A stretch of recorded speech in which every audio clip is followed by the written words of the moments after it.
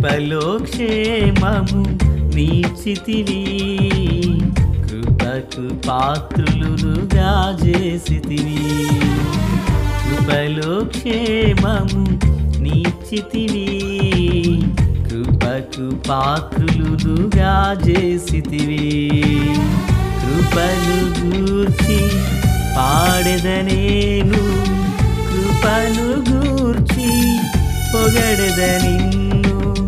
కృపను గూర్చి పాడెదనేను, కృపను గూర్చి పొగడెద నిన్ను.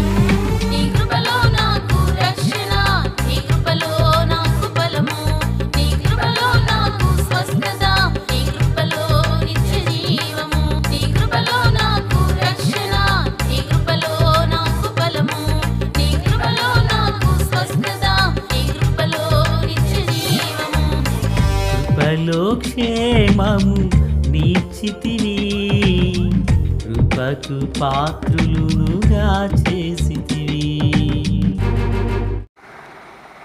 మన ప్రభు అయినటువంటి యేసుక్రీస్తు వారి పరిశుద్ధమైన నామములో తండ్రి అయిన దేవాది దేవునికి నిత్యము స్తుతియు స్తోత్రములు, మహిమయు ఘనతయు ప్రభావములు యుగయుగములు ప్రభునకే చెల్లునుగాక. ఆత్మీయులారా, బాగున్నారు కదూ? దేవుని మహాకృపను బట్టి మరో పర్యాయం వాక్యం ద్వారా మీతో కలిసి ప్రభును స్తుతించడానికి, దేవుని ప్రత్యక్షతను వివరించుటకు దేవుడు అనుగ్రహించిన ఈ మంచి తరుణాన్ని బట్టి ప్రభును స్తుతిస్తున్నాను. గడిచిన 3-4 దినాలుగా మీకు వర్తమానములు ఆలస్యంగా వస్తున్నందుకు చింతిస్తున్నాను. కారణం విస్తారమైన పని, మందిరములో ఉపవాస ప్రార్థనలు. ఈ కారణాన మీకు వర్తమానం సమయానుకూలంగా అందించలేకపోయాను. ప్రియులారా, ఇక మీదట మరలా యథావిధిగా సమయానుకూలంగా మనకు వర్తమానాలు వస్తూ ఉంటాయి. శ్రద్ధగా విందాం. ఇనుము చేత ఇనుము పదునవుతున్నట్లుగా ఒకరిని బట్టి ఒకరు మనము దైవ వాక్యంతో ప్రభువు కోరిన పోలికలోకి మనమందరము సంపూర్ణ మగుటకై సిద్ధపడుదుముగాక. దేవుని వాక్యంలో నుండి ఆదికాండము 21వ అధ్యాయం 3వ వచనము నేను చదువుచూ ఉన్నాను. అప్పుడు అబ్రహాము తనకు పుట్టినవాడును తనకు శారా కనినవాడునైన తన కుమారునికి ఇస్సాకు అను పేరు పెట్టెను. ప్రార్థన. తండ్రి దేవా స్తోత్రాలు. చదవబడిన వాక్యం మీది వినుచున్న వారందరూ మీ వారు. మీ దాసుడనైన నన్ను సంపూర్ణముగా మరుగు చేసి దైవ స్వరాన్ని వినిపింపచేయమని యేసుక్రీస్తు వారి మహోన్నతమైన నామములోనికి ప్రార్థించిన మనవులన్నీ పొందియున్నామని నమ్ముచున్నాము మా పరమ తండ్రి. ఆమెన్. ఈ దినాన ఓ దివ్యమైన సంగతిని మనము ధ్యానము చేయబోతూ ఉన్నాం. ఆత్మీయులారా, ఈరోజు వాక్యపు యొక్క అంశం ఇస్సాకులో యేసు పోలికలు. మరోసారి ఇస్సాకులో యేసు పోలికలు. ఆత్మీయులారా, ఇస్సాకు పాత నిబంధన యందున్నాడు. యేసు ప్రభులు వారు నూతన నిబంధన యందు ప్రత్యక్షాన్ని చూస్తాము. మరి నిజానికి ఇస్సాకులో పోలికలు యేసు ప్రభు వారిలో కనపడాలి. ఎందుకంటే మరి బాహ్యంగా ముందు కనిపిస్తున్నది ఇస్సాకు గనక. కానీ మనందరికీ తెలుసు కదా, యేసు ప్రభులు వారు ఈ భూమి రవ్వంతైనను లేనప్పుడు ఆయన తండ్రితో కూడా ఉన్నవారు.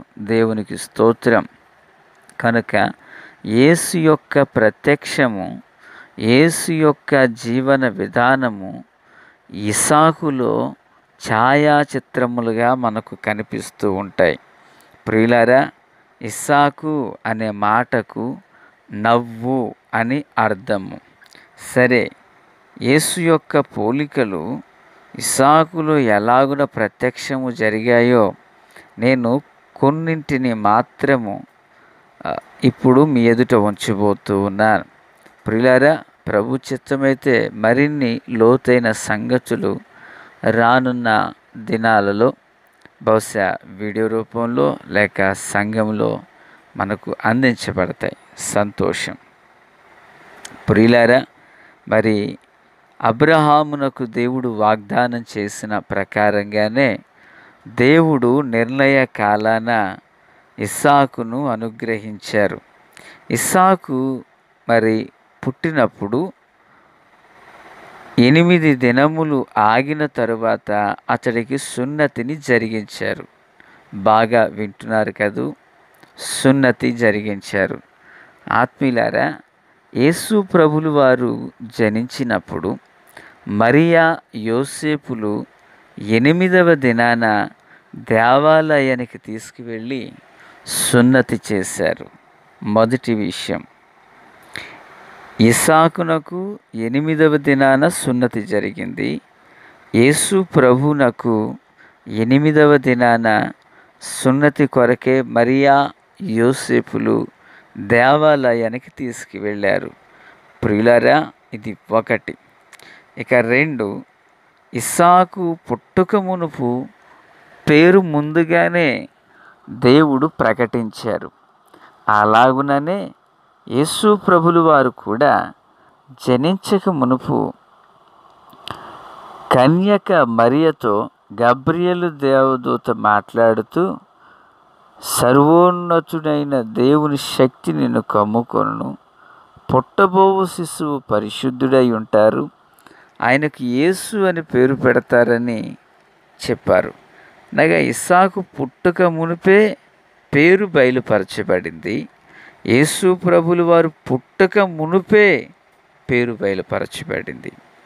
ఆత్మీయులారా, అర్థమవుతున్నది కదా. ఇది 2. మొదట ఏం చెప్పుకున్నాము? 8వ దినాన సున్నతి జరిగిందన్నాం. 2, పేరు ప్రకటించబడినది. ప్రియులారా, మరో మాట మీ ఎదుట ఉంచాలనుకుంటున్నాను. అబ్రహాము జీవితంలో కుమారులు 8 పుట్టిన వాగ్దానాలు కానీ వాగ్దాన పుత్రుడు కానీ ఒక్కరే కదా. ఆ కుమారుని తండ్రి మాట్లాడుతూ అంటారు, అబ్రహామా, నీవు ప్రేమించు కుమారుడైనా అని అంటారు. ఇస్సాకు అంటే అబ్రహామునకు మహా ఇష్టం. అలాగుననే యేసు ప్రభులు వారిని గూర్చి ఓ రోజు తండ్రి మాట్లాడుతూ, ఎవరితో?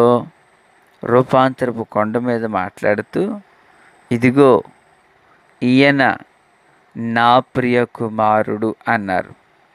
బాప్తిస్మము సమయంలో ఇదిగో ఈయన నా ప్రియ కుమారుడు అన్నారు.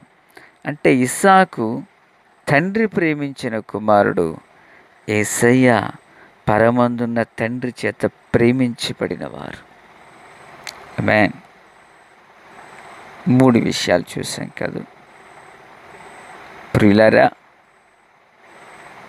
యేసు ప్రభులు ఇస్సాకు తండ్రి ద్వారా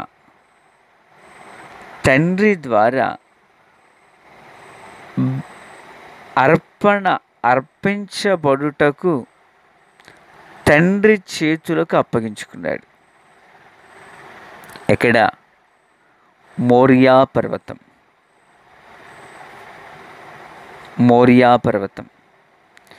యేసు ప్రభులు వారు ఆయన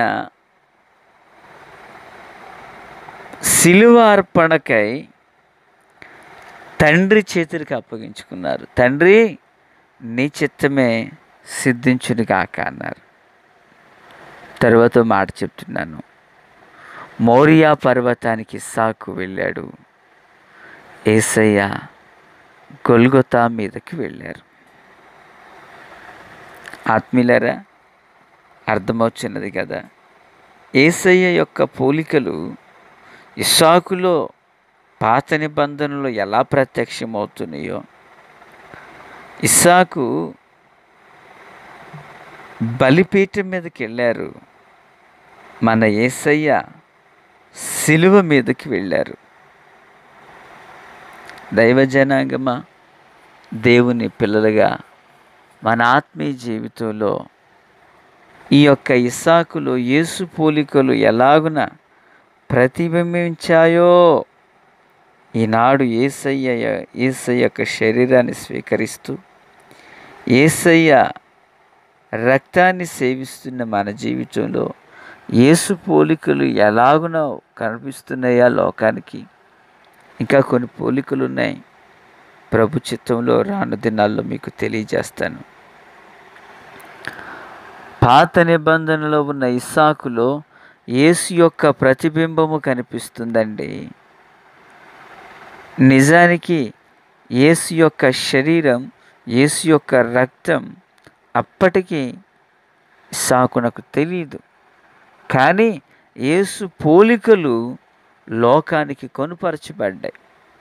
ఈరోజు ఎన్నో సంవత్సరాలుగా దేవుని వాక్యాన్ని వింటున్న మనం, దేవుని వాక్యాన్ని చదువుచున్న మనం, యేసయ్య పోలికలు ఎన్నున్నాయి మనలో. ఇస్సాకులో దగ్గరగా 15 పోలికలను పైబడే మనం చూడొచ్చు. అప్పటికి యేసు ప్రభుల వారు శరీరధారిగా ఈ లోకానికి అడుగు పెట్టనప్పుడే అంత పరిశుద్ధతను కలిగి, అంత దైవ కుమారుని సన్నిధిని అనుభవిస్తూ ఇస్సాకు యేసు పోలికలు లోకానికి చూపించగలిగాడు.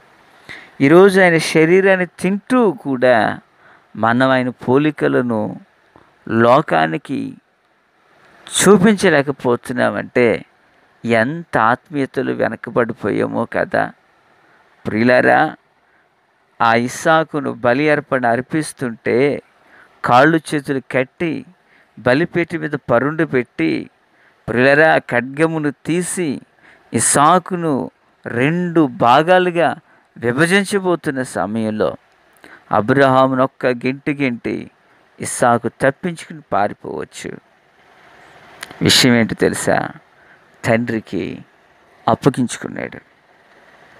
యేసు ప్రభుల వారు ఈ లోకానికి వస్తే ప్రజలను ధిక్కరిస్తారని, తృణీకరిస్తారని, హేళన చేస్తారని, సైతానా అని అంటారా, బయల్జెబూలుకు అధిపతి అని అంటారని తండ్రికి తెలియదా?